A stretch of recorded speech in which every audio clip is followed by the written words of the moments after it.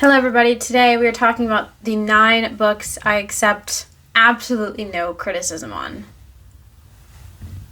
So you understand the deal, like, comment, subscribe, let's get into it. The first book we're talking about is A Deadly Education by Naomi Novik.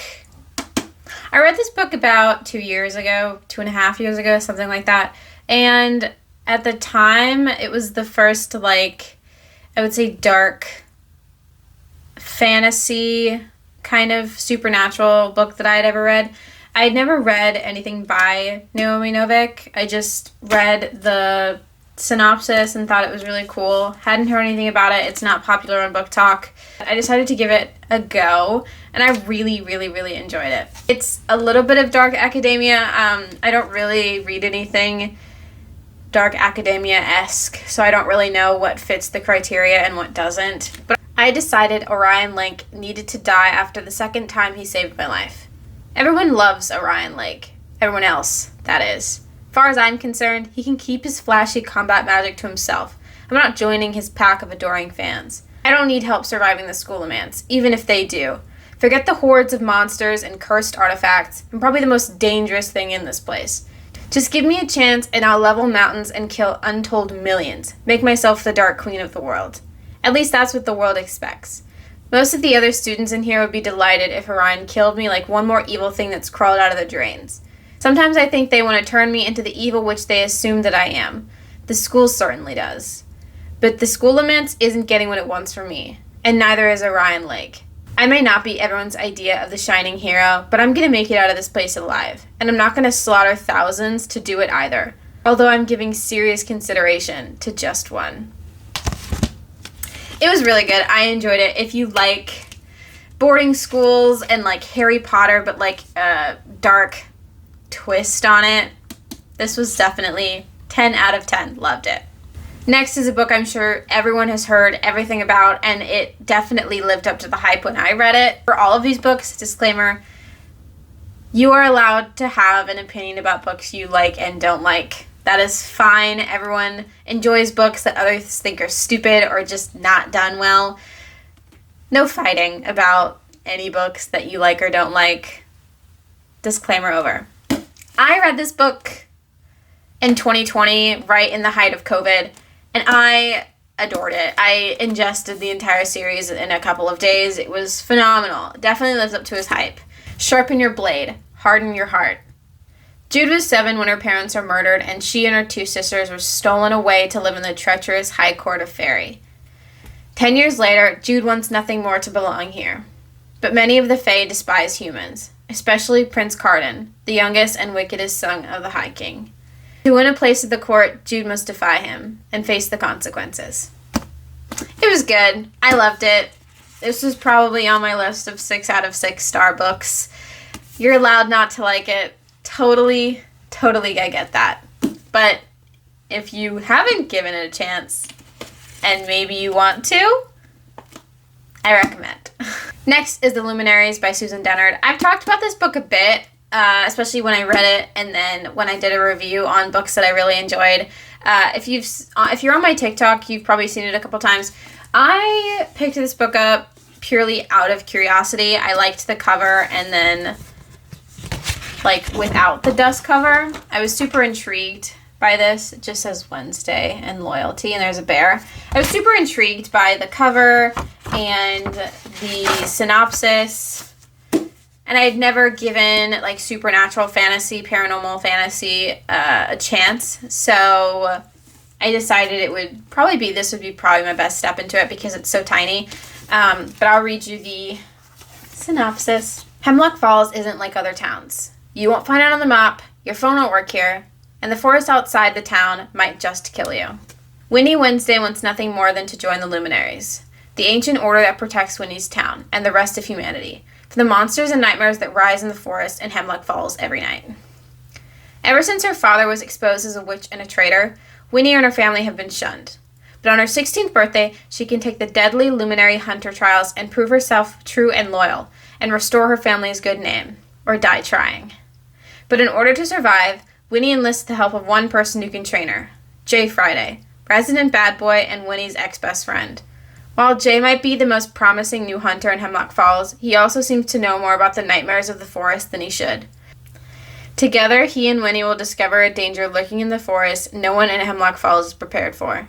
Not all monsters can be slain, and not all nightmares are confined to the dark. I loved it. I'm not gonna lie. It's super fast-paced. The book kind of concludes over the span of like a couple of days. It is a trilogy. The second book is out. The third one will be out in October of this year, so not very far off. A bit of forbidden romance because she is kind of shunned and exiled from her town.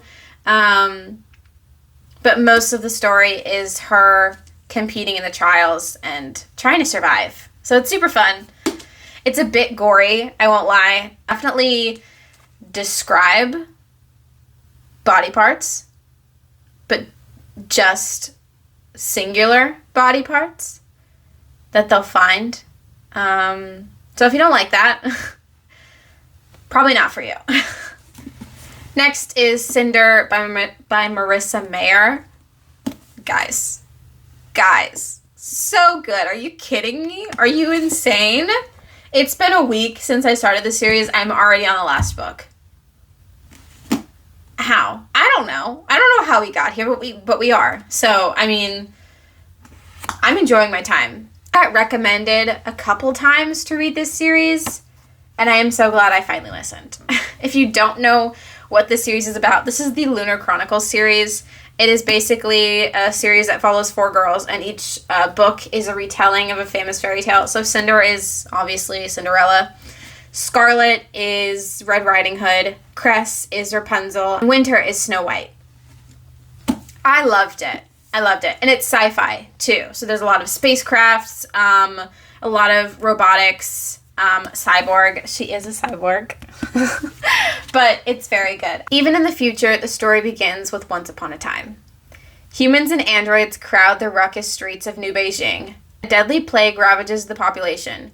From space, a ruthless lunar people watch, waiting to make their move. No one knows that Earth's fate lingers on one girl. 16-year-old Cinder, a gifted mechanic, is a cyborg. She's a second-class citizen with a mysterious past and is reviled by her stepmother. But when her life becomes intertwined with the handsome Prince Kai's, she suddenly finds herself at the center of an intergalactic struggle and a forbidden attraction. Caught between duty and freedom, loyalty and betrayal, she must uncover the secrets of her past in order to protect her world's future. Because there is something unusual about Cinder, something that the others would kill for. It is so good. It's, I can't even describe how good this series is. I mean, out of the ones I've read, because I haven't started reading Winter yet, I definitely find Cress to be my favorite, just because it's very, very action-y packed. But Cinder holds a special place in my heart and will for the rest of time. I mean, it's so amazing. And they did redo the covers. So these are all very, very pretty. But they're super pretty. It's so colorful, and they have like, ooh, the glare. They have like drawings in them and everything. Next, we have a book that we just can't do this video without. This is A Good Girl's Guide to Murder by Holly Jackson. Wow. I just want to say, wow. I did not expect to enjoy this series as much as I did. I put it off for a really, really, really, really long time because I had grown very attached to another mystery series, which I'll talk about in this video as well. And I just couldn't find myself deviating from that one. Getting into a new mystery series, it's tough, especially with the series I'm going to talk about. That mystery spans over multiple books, and I was not prepared to read a multiple level mystery because I was already knee-deep in that one. But it's not, actually. The entire mystery of this book gets resolved in this book. I don't think that's a spoiler, but hey. It does intertwine with the other books. So, do with that information what you will. I will say, just as a precaution, book 2 does sort of fall into the second book syndrome, For me. I don't know about anybody else, but for me, definitely. It was because I heard a lot of hype about the third book. I loved the first book. So the second book just kind of was like the middle child. It didn't really fit anywhere. But I still enjoyed the series as a whole. But I'll read you the synopsis, if you haven't heard about what it's about. Everyone in Fairview knows the story. Pretty and popular high school senior Andy Bell was murdered by her boyfriend, Sal Singh, who then killed himself. And 5 years later, Pip sees how the tragedy still haunts her town. But she can't shake the feeling that there was more to the story. She knew Sal when she was a child, and he was always so kind to her. How could he possibly have been a killer? Now a senior herself, Pip decides to re-examine the closed case for her final project. At first, just to cast doubt on the original investigation. But soon she discovers a trail of dark secrets that might actually prove Sal was innocent, and the line between past and present begins to blur. Someone in Fairview doesn't want Pip digging around for answers, and her own life may be in danger. I'll read the back as well, because I can't, I gotta read it all. When you ask people what happened to Andy Bell, they'll tell you without hesitation. She was murdered by Salil Singh. No allegedly, no might have, no probably, no most likely. He did it, they say. Sal killed Andy. But I'm just not so sure. I think that's this back part, that's what sold me. That's what sold me on, immediately being I have to read this book now. I mean, come on. We can't do this video without this book. This is The Lightning Thief, Percy Jackson by Rick Riordan. I just can't, I don't think I can explain in words, on paper, how much this series has just taken over my life. And I started them up again,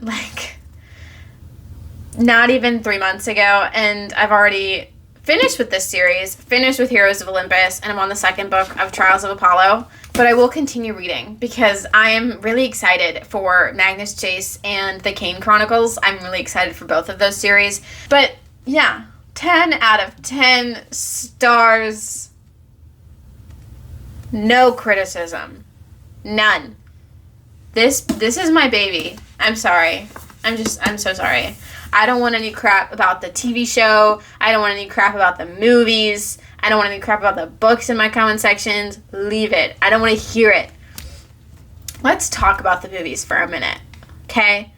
I don't understand the anger. I don't get it. I understand, the books don't match the movies. I understand that in the movies, Percy's not 12. I understand that he's in high school when he's supposed to be in middle school. I understand it. I get it, okay? I've heard all of the crap. For me, it is just nostalgia. I have raging ADHD, and I could not, as a child, get through any books. Any. I mean, you had to catch my attention quick, and it just didn't. It never did. So I had the movies, and it was all I had. And so for me, it's I don't particularly understand the hate. They are, in of themselves, very entertaining. They just are. I don't want to hear any hate about the TV show. I think the TV show is the closest live action media we have. The musical is amazing. Stop.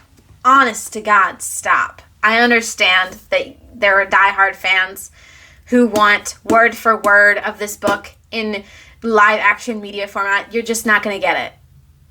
So hush. Please. None of it. I don't want to hear a damn thing about it. Across the board, the movie, the TV show, the book, and the musical all get gold fucking stars for me. Thank you for coming to my TED Talk. Next, The Iron King by Julie Kagawa. I'm just now going through this series again. I read this book on my Kindle 2 years ago, and I really enjoyed it.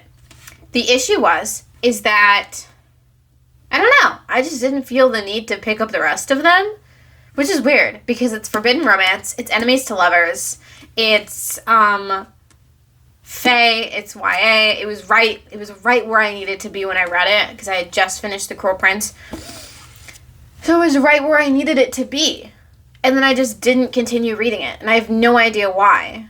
but I am now. I just finished book 2. It is so good. I impulsively bought this one because I did not have it because I read it on my Kindle. The second book and the third book, even though I had only read the first one, it's an issue we all have. I'm coming to terms with it.